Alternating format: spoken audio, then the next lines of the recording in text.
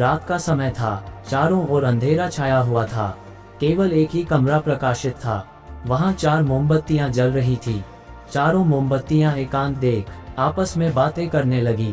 पहली मोमबत्ती बोली, मैं शांति हूँ।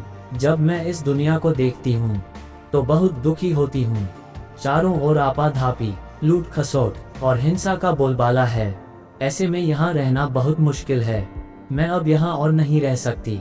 इतना कहकर मोमबत्ती बुझ गई। दूसरी मोमबत्ती भी अपने मन की बात कहने लगी। मैं विश्वास हूँ।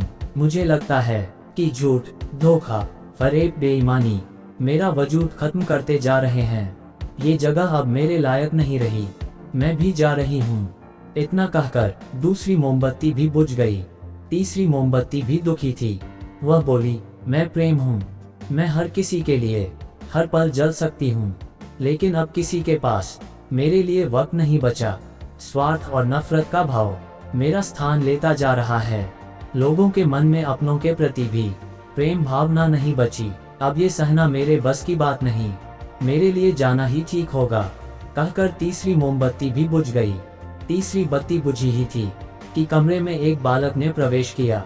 मोमबत्तियों को बुझा हुआ देख उसे बहुत दुख हुआ। उसकी आंखों से आंसू बहने लगे। दुखी मन से वो बोला, इस तरह बीच में ही मेरे जीवन में अंधेरा कर कैसे जा सकती हो तुम?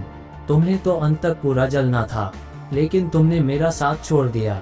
अब मैं क्या करूँगा? बालक की बात सुन चौथी मोमबत्ती बोली, घबराओ नहीं बालक, मैं आशा हूँ और मैं तुम्हारे साथ हूँ। जब तक मैं जल रही हूँ तुम मेरी लौ से दूसरी मोमबत्तियों को जला सकते हो।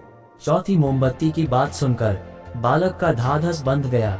उसने आशा के साथ शांति, विश्वास और प्रेम को पुनः प्रकाशित कर लिया। जीवन में समय एक सा नहीं रहता। कभी उजाला रहता है तो कभी अंधेरा। जब जीवन में अंधकार आए, मन अशांत हो जाए, विश्वास डगमगाने लगे और दुनिया पराई लगने लगे, तब आशा का दीपक जला लेना। जब तक आशा का दीपक जलता रहेगा, जीवन में कभी अंधेरा नहीं हो सकता। आशा के बल पर जीवन में सब कुछ पाया जा सकता है। इसलिए आशा का साथ कभी ना छोड़े।